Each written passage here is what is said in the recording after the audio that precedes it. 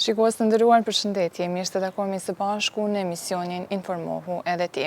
Sot do fokusohemi tek shëndeti mendor. Shëndeti mendor i fëmijëve shpesh shihet si diçka që do të vijë më vonë, si diçka që lidhet me rritjen. Por e vërteta është se shëndeti emocional fillon të ndërtohet që në hapat e parë të jetës. Nëse nuk kujdesemi për të tani, mund të ndikojë në të gjithë zhvillimin e tyre në mënyrën se si ata lidhin marrëdhënie, si përballen me sfida dhe se si e shohin veten në botë.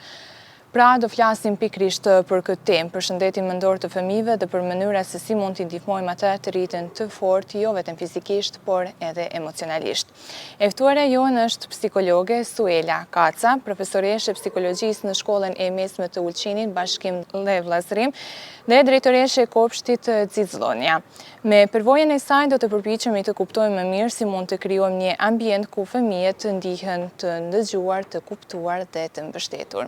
Suela, faleminderit shumë që keni pranuar ftesën tonë dhe na keni mirëpritur këtu në ambientet e kopshtit. Faleminderit ju, është kënaqësi e veçantë ju kemi si musafir në Ulqinin tonë. Edhe gjithashtu duhet ju përgëzoj për vëmendjen që i jepni vazhdimisht edhe zonës tonë, duke përfshirë në programacionin tuaj edhe të ftuar, edhe nxënës tonë, edhe prekni jo rrallëherë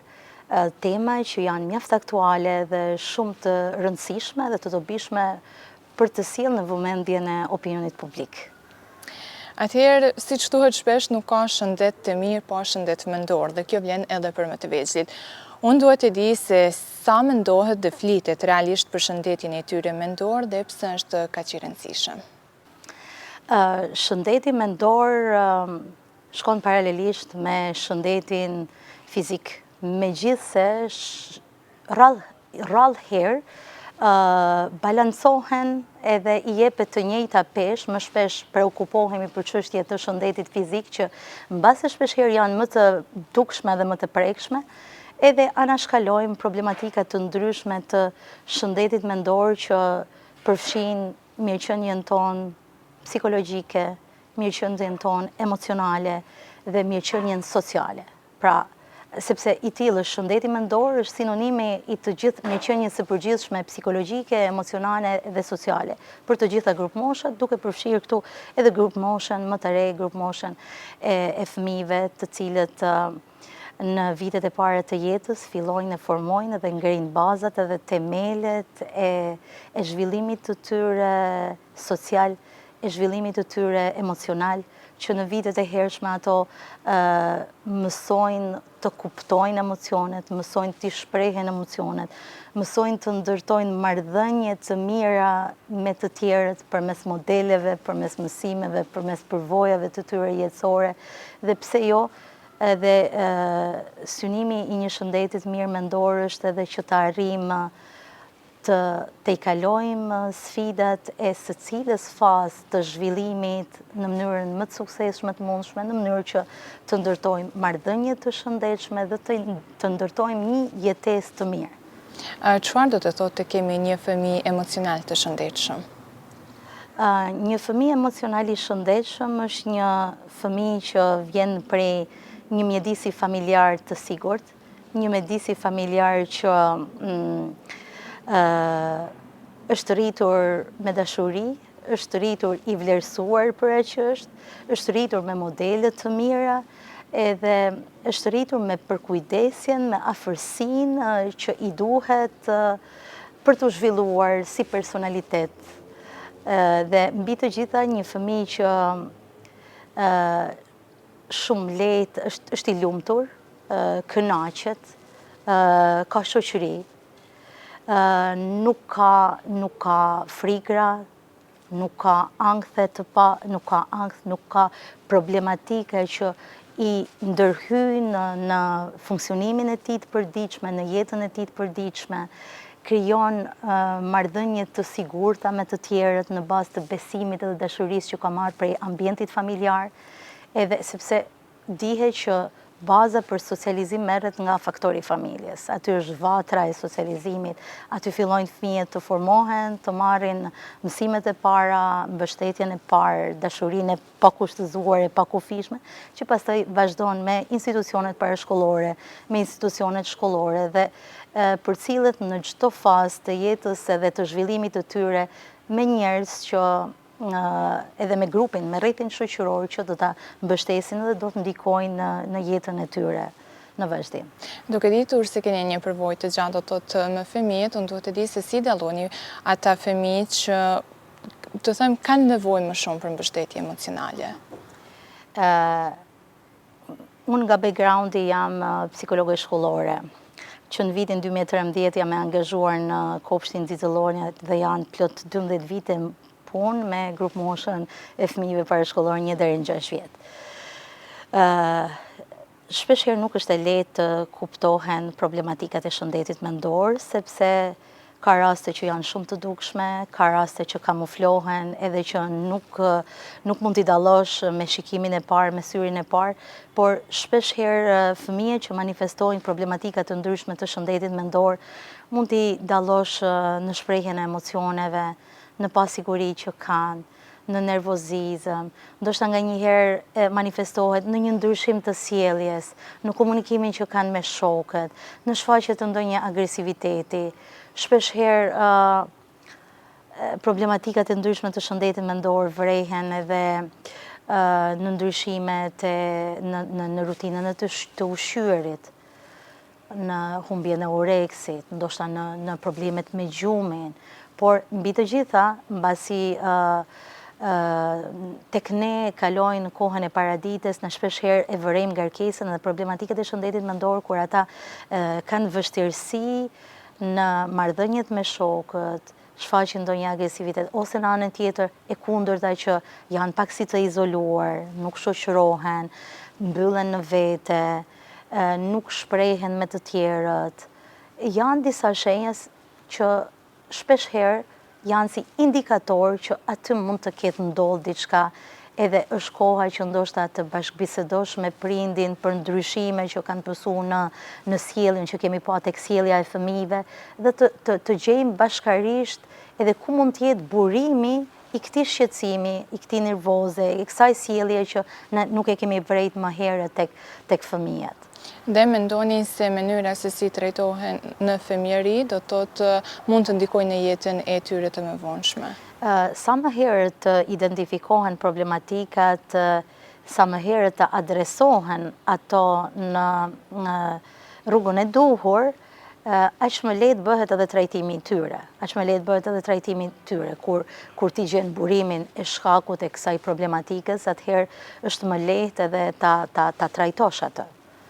Mirë, ka ende, si që dim të gjithë, ka ende një farë të buje kur flitet për shëndetin mendor, e veçanërisht për shëndetin mendor të fëmijëve. Si mund të ndryshohet kjo çështje, si është ai këndvështrimi juaj?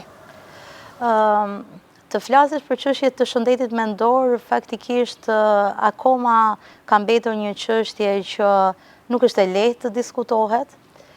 E posaçërisht për shkak të stigmatizimit që ne si shoqëri kemi tendenca t'i bëjmë rasteve me problematika të ndryshme të shëndetit mendor që shpeshherë kalon edhe pa u kuptuar apo keq kuptohet. Shpeshherë ne kemi probleme, ndoshta persona me probleme të depresionit që interpretohet si person që është dembel, nuk do të punoj, ndoshta mbas asaj dembelizmi, pasiviteti, jo energjie, mund fshihet një problematikë tjetër e shëndetit mendor.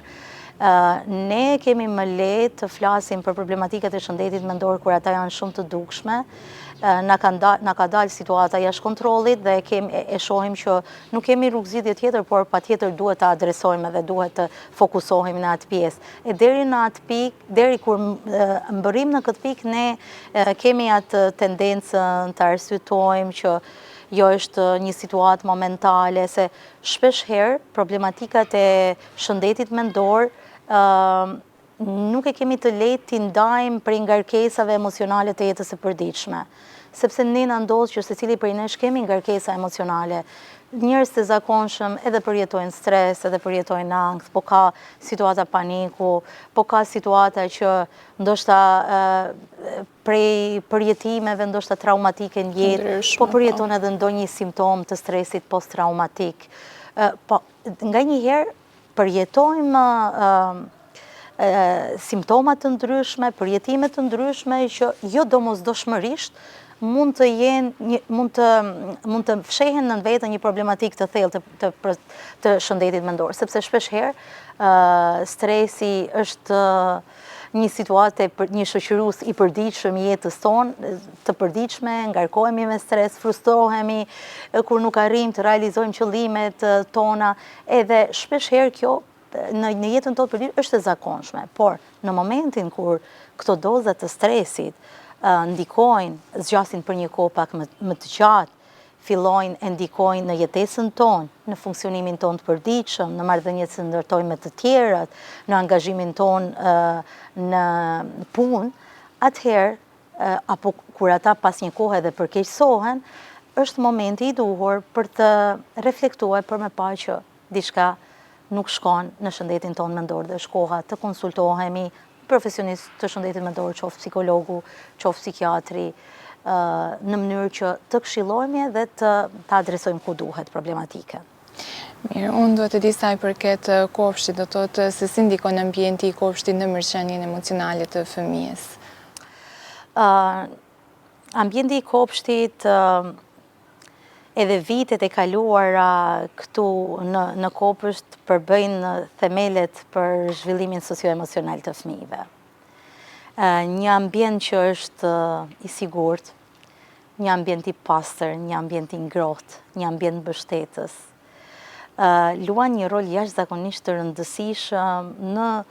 formimin e fëmijëve, sepse që në vitet e para ata formojnë imazhin për veten. Që në vitet e para fillojnë e formojnë vetë besimin, vetë vlerësimin, që në vitet e para përmes modeleve që e rrethojnë, përmes marrëdhënieve që kanë me shokët, me edukatorët, mësojnë të krijojnë marrëdhënie të shëndetshme me të tjerët. Edhe që në vitet e para të jetës, aty fillon të zhvillohet zhvillimi socio-emocional. Aty në kopsht ata mësojnë si të ndajnë me shokun, si të presin radhën, cilat sjellje janë të pranueshme, cilat sjellje nuk janë të pranueshme, si duhet t'i zgjidhin konfliktet, po në këtë grup mosh, në këto vite ata fillojnë edhe të marrin ato vendimet e para, ndoshta edhe përmes lojës, ndoshta përmes aktiviteteve interaktive që bëhen brenda ambientit të kopshtit, por aty ato fillojnë të marrin vendimet e para, aty ndajnë skuadrat, ato mësojnë rregullat, edhe aty vendoset, edhe pikërisht këtu vendoset baza për një zhvillim të mëvonshëm socio-emocional. Se zhvillimi socio-emocional ka në thelb njohjen e emocioneve të veta, të mësuarit si të shprehim në mënyrën e duhur këto emocione, si t'i kanalizojmë në formën e duhur këto emocione, çka duhet të bëjmë kur jemi të ngarkuar emocionalisht, si t'i menaxhojmë konflikte që kemi me një shok, nëse ai nuk na jep lojën, po them në thojza konflikte, por ato sherrët e vogla, ato zënkat e vogla që ndodhin në këtë grup mosh, këtu mësojnë se si të ndërtojnë marrëdhënie, se si të kontrollohen emocionalisht edhe një ambient i sigurt, që siguron, domethënë, i sigurt fizikisht, emocionalisht, nga ana psikologjike, është themeli për një zhvillim të mëvonshëm socio-emocional të fëmijës, sepse fëmijët në këtë grup mosh, me mësimet që marrin në institucionet e edukimit parashkollor, mësojnë për veten si antari një familjes, ku ka detyra, ku ka përgjegjësi,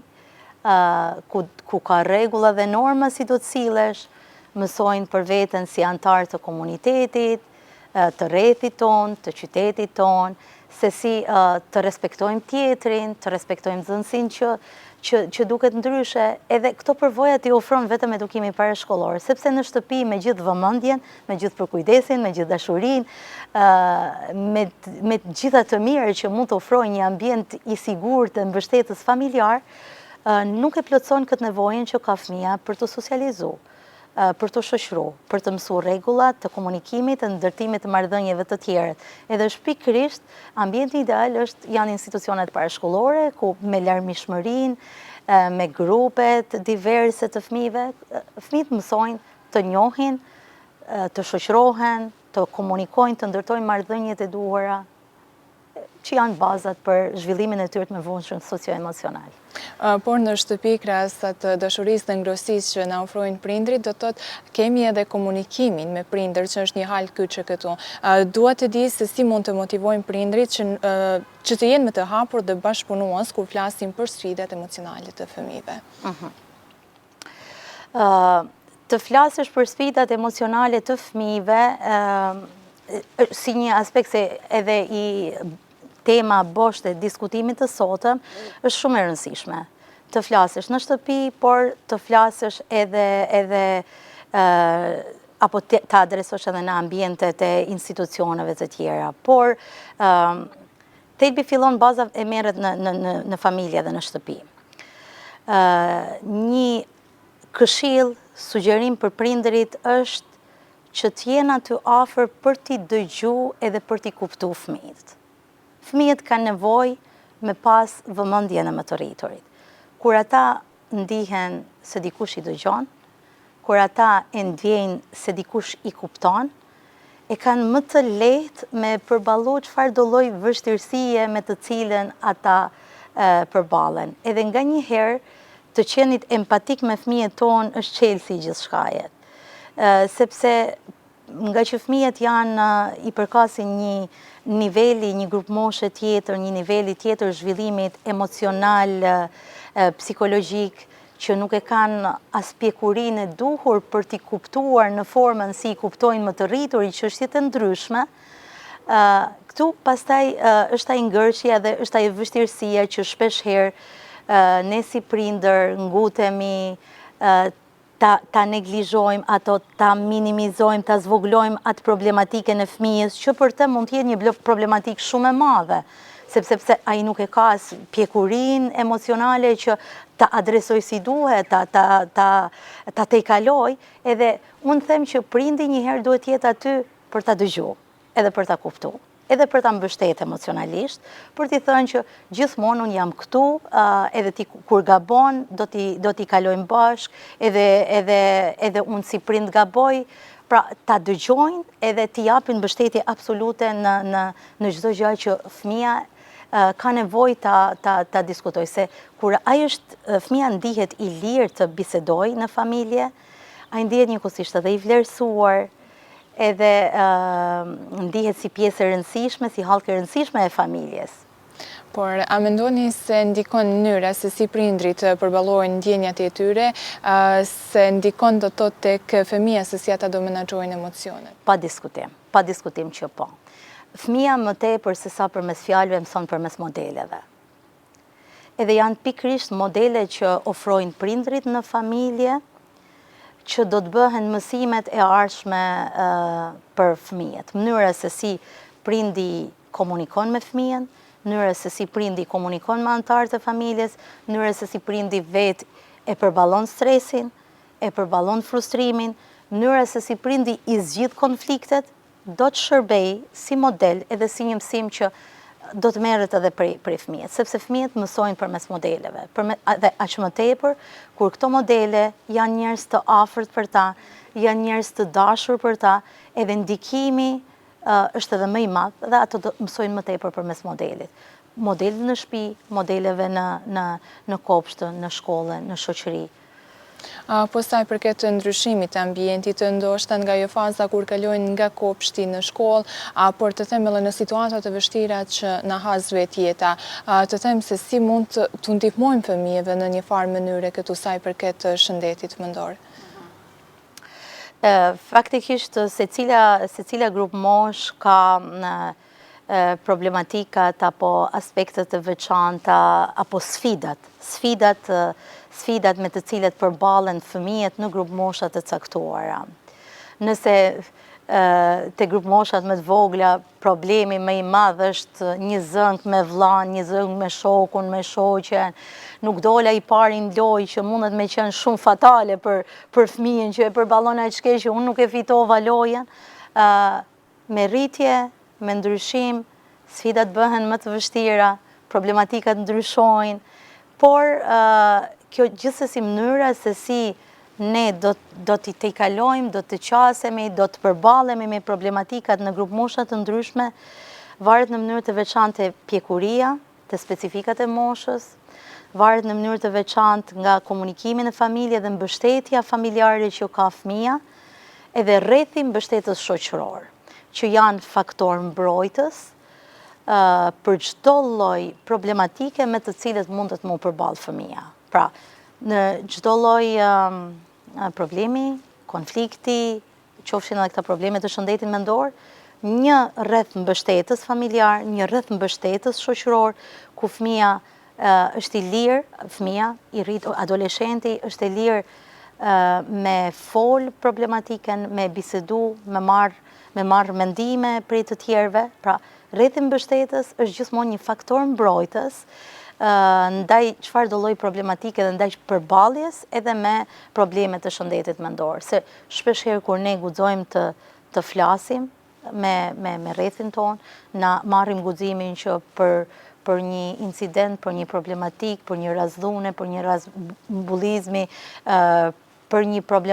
x problematik në shkollë, nesër pas nesër, nëse ne kemi një rreth të mirë mbështetës, nëse ne flasim me prindin, flasim me kujdestarin, flasim me shokun, i drejtohemi psikologut shkollës, pedagogut shkollës, pra nëse ne i japim zë, pa diskutim që do të vim shumë shpejt edhe tek trajtimi, tek zgjidhja asaj problematika, asaj çështje. Pra, mbi të gjitha është rrethi mbështetës. Është rrethi mbështetës ai që është faktor mbrojtës, edhe që ka më ndihmu shumë problematikës së shëndetit mendor.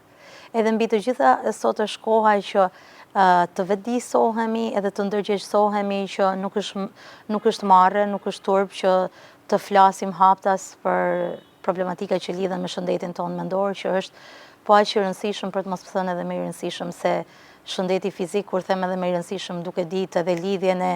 shëndetit mendor me shëndetin fizik, se shpeshherë si pasojë e problematikave të shëndetit mendor reflektohen edhe në problemet e shëndetit trupor dhe fizik. Atëherë, sa i përket teknologjisë, duke ditur se është bërë të them një faktor, një pjesë e jona e jetës që të them ndoshta ka kaluar edhe tek fëmija, duhet të di se si e shihni atë përdorimin e teknologjisë nga ana e fëmijës dhe si ndikon në zhvillimin e tyre. Përdorimi i teknologjisë është çështje aktuale jo vetëm për fëmijët, por për të gjitha grup moshat. Është bërë pjesë e jetës së përditshme që të gjithë secilit prej nesh, por ka, mund të them, sa ka anë pozitive, ka edhe anë negative përsa i përket aspekteve të ndryshme të zhvillimit socio-emocional të fëmijëve. Edhe këto problematika janë të ndryshme në varësi të grup moshave të ndryshme.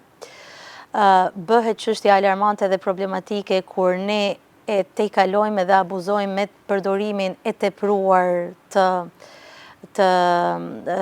kohës, rrjeteve sociale dhe kohës që kalojmë, por mbi të gjitha që është më e rëndësishme është edhe përmbajtja që ne konsumojmë, programacioni që fëmijët tanë shohin, përmbajtja që ata shohin edhe koha që kalojnë për rrjete sociale. Sepse nëse e shohim aspektet pozitive, sot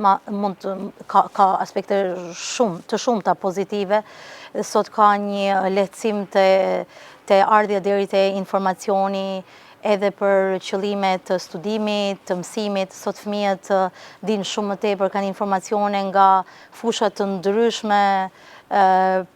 falë leximeve dhe kohës që kalojnë edhe në rrjetet sociale, por në anën tjetër ka edhe problematikat e tjera të rrezikshme, përmbajtjet e papërshtatshme, teprimi me kohën e kaluar në rrjetet sociale, që shpesh herë shkon deri në nivelet e krijimit të një varësie, të një lloj tipi varësie që pastaj ndikon në shëndetin emocional,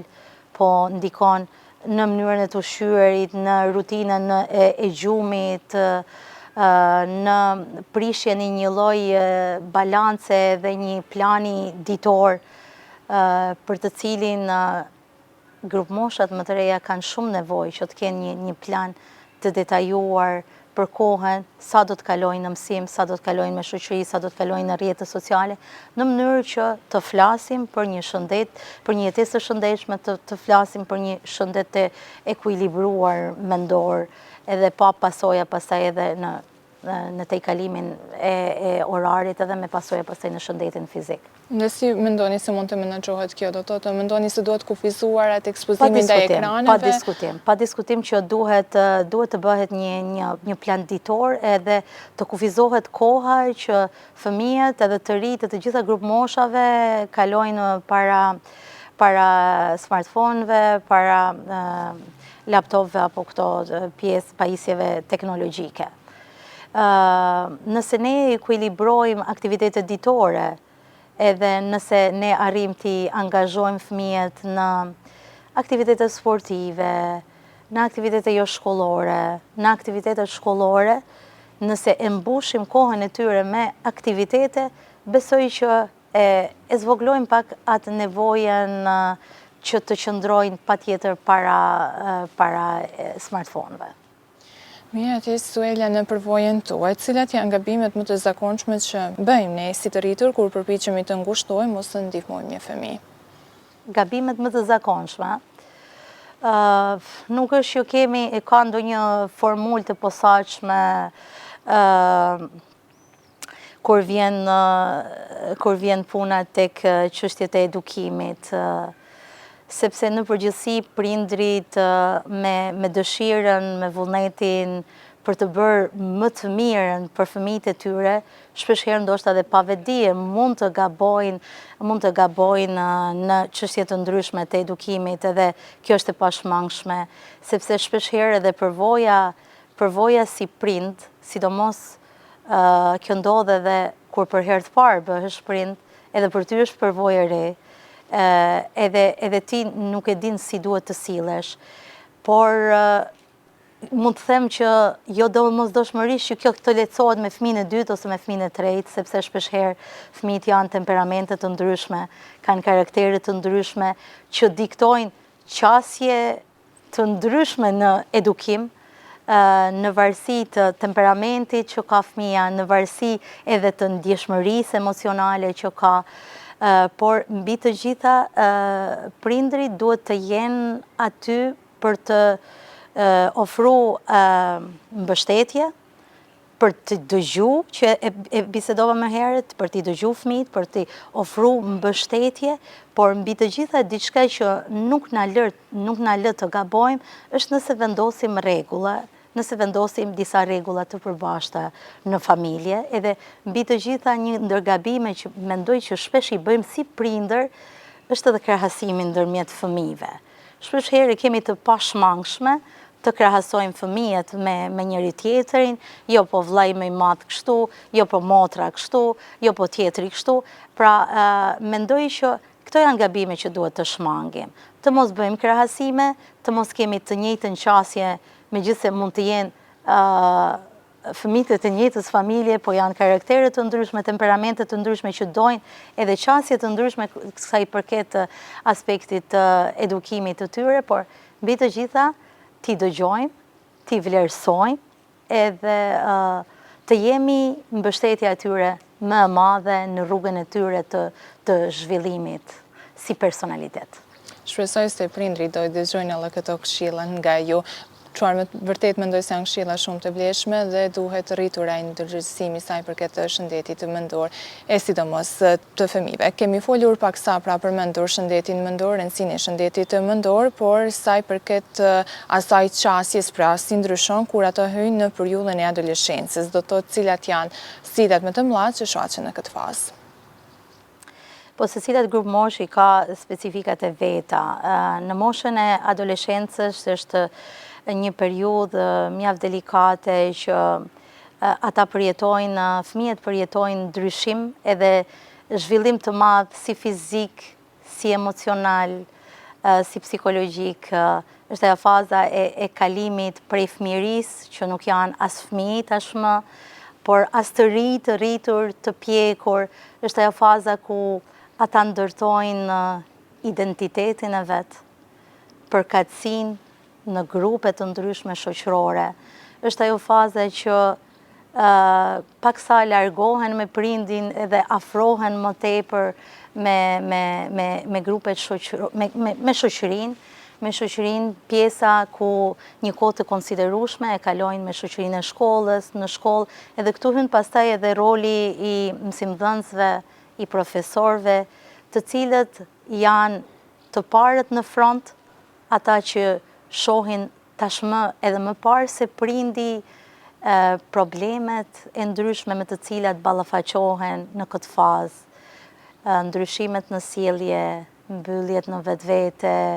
apo rastet e vrrullshme të shfaqjes së frustrimeve, të streseve,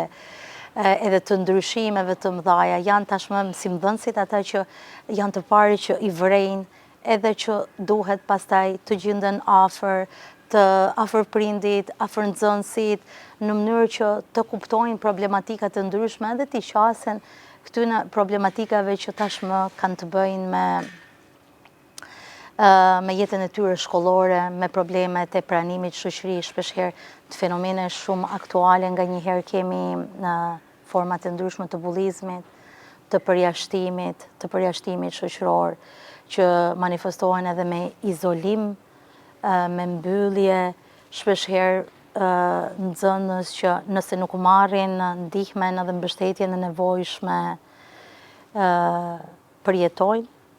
edhe problematika të mëdha të shëndetit mendor, flas këtu për depresionin.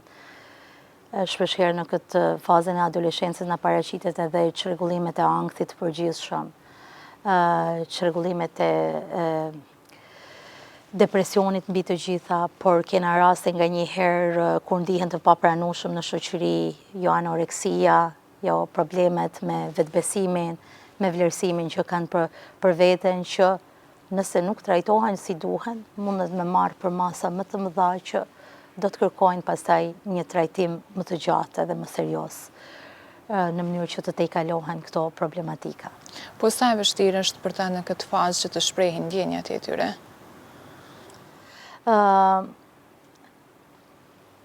Të rritë nga njëherë më të lirë ndjen veten të shprehen me grupin e tyre shoqëror, me një shok të ngushtë, me një shoqe të ngushtë që i duke që i kupton, nga frika që të rriturit mund t'i paragjykojnë, mund t'i keq kuptojnë, edhe shpeshherë kur në pyetje është kalimi i disa kufive, limiteve, rregullave që mendojnë që mund të zgjejnë përkrahjen e duhur nga të rriturit. Edhe shpeshherë e kanë më të lehtë të hapen me grupin e tyre shoqëror. Por mendoj që kohëve të fundit një punë të madhe bëhen edhe në mjediset shkollore për të adresuar çështje të ndryshme të shëndetit mendor, tematika për shembull që lidhen me dhunën, forma të ndryshme të dhunës, qofshin emocionale, psikologjike, dhunë fizike, çështje të ndryshme, problematikat e bullizmit, nënçmimit. Tashmë nëpër shkollat tona bëhet një punë e jashtëzakonshme për të ngritur vetdijen edhe për t'i dhënë zë të gjitha këtyre problematikave që duhen të diskutohen edhe të mos mbahen private, edhe të mos trajtohen si çështje që më takojnë veç mua, jam përballë veç unë, por të bisedohen në rrethe më të gjëra. Edhe vazhdimisht ne këmbgulim që çështjet e ndryshme të shëndetit mendor të bisedohen. Të fillojnë me personin që nxënësi ndihet më i afërt, qoftë me kujdestarin e klaset, me psikologën e shkollës, në mënyrë që të marrin mbështetjen e duhur, të marrin këshillat e duhura për të tejkaluar problematikat. Edhe kur ne i flasim, patjetër që do gjehen alternativa të ndryshme për me tejkaluar çfarë do të mendoni se është një mënyrë e mirë për të rritur ndërgjegjësimin edhe mes tyre apo jo? Patjetër që po. Megjithëse fëmijët sot nuk hezitojnë që të ngrinë zërin ndaj çështjeve të ndryshme që ato i preokupojnë, që ato i shqetësojnë, por ka nevojë që të zgjerohen më tepër në masë, nëse janë më pak raste që çdo ditë më tepër të marrin guximin nxënësi që t'i flasin problematika që ata i shqetësojnë. A mendoni se tek këto probleme, shqetësime, të them që përmendet ju ndikojnë edhe rrjetet sociale në këtë fazë? Patjetër që po, sepse ne e dimë që të rinjt posaçërisht kalojnë një kohë të konsiderueshme dhe rrjetet sociale dhe përmbajtjet që ne konsumojmë përmes rrjeteve sociale na formojnë opinionet tona, na formojnë mënyrën se si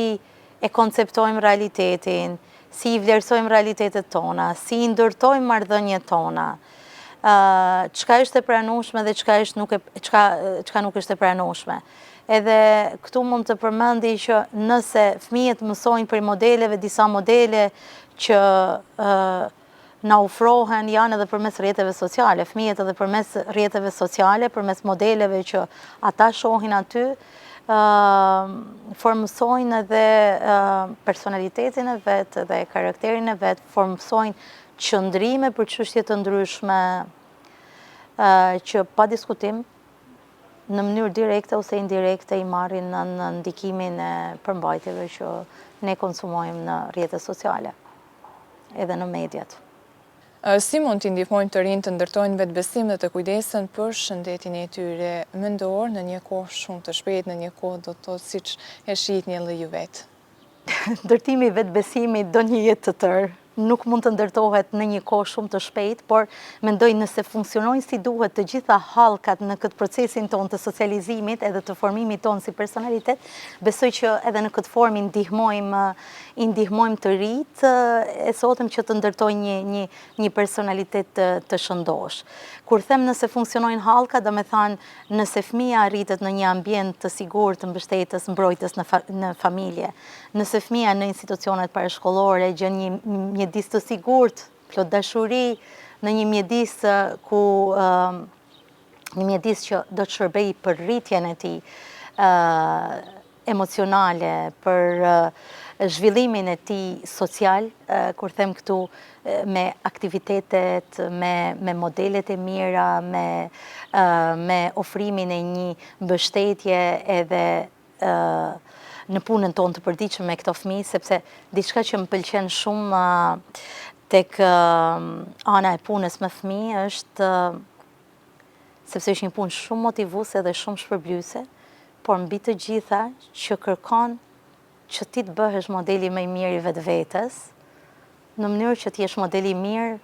për fëmijët, në mënyrë që të jesh modeli i mirë për nxënësit.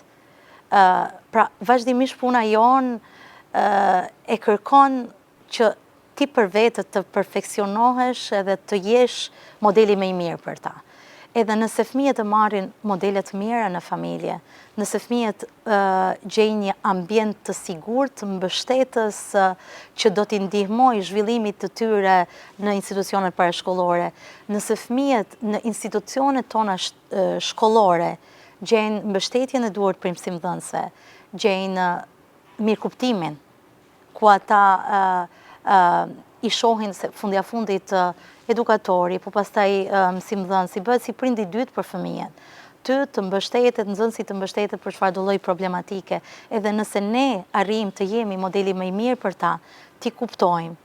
ti mirëkuptojmë, ti mbështesim, ti këshillojmë, ti motivojmë, ti shtyjmë, ti vlerësojmë për atë që ato janë, të shërbejmë që ti ndihmojmë që ato vetë të gjejnë anët e tyre më të forta të personalitetin e tyre. Ti ndihmojmë të kuptojmë diversitetin, të ndihmojmë të jenë tolerancë për shokun që është ndryshe, ti ndihmojmë të jenë empatik për fëmin që edhe nxënësin që ka nevojë për ndihmën e tij, që ka nevojë të jetë një shok i mirë për të, nëse cilën prej hallkës të procesit socializimi që fillon prej te familja edhe vazhdon me shkollën, besoj që jemi në drejtimin e duhur për t'i ndihmuar në rrugën e tyre të formimit të imazhit për vetes, në rrugën e tyre të formimit të vetbesimit, në rrugën e formimit të identitetit vet. Mirë. Atëherë për fund dua të mbyllim me një dëshirë për të ardhmen se si ju do doni të ishte bota e fëmijëve në raport me shëndetin mendor pas 5 apo 10 vitesh. Dëshira jeme është që ne si shoqëri të bëjmë më të mirë në mundshme që të vetëdijsojmë të gjithë për rëndësinë e madhe të shëndetit mendor, edhe të gjithë bashkërisht të krijojmë një komunitet mbështetës,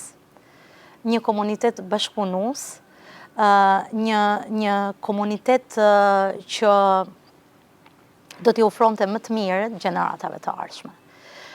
Duke potencu këtu rëndësinë e pazëvendësueshme edhe të edukimit. Unë mendoj që çelësi për të adresuar çdo lloj problematike të mundshme është përmes edukimit edhe ndërgjegjësimit. Dhe pastaj të gjitha hapat e tjerë që vinë në vijim. Atëherë, Suela, më mbetet ju falenderoj shumë për gjitha këshillat, për këtë bisedë shumë të vlefshme, për një temë shumë më rëndësi në ditët e sotme. Uroj që shikuesit kudo që janë duke na ndjekur të kenë marrë ato mesazhe të them që keni dashur të përcjellni me një qëllim shumë të mirë dhe t'ju falenderoj shumë për kohën dhe t'ju uroj shumë suksese në punën tuaj. Faleminderit, ishte kënaqësi. Shikues të nderuar, faleminderit edhe ju për vëmendjen, u mirupafshim në emisione tjera.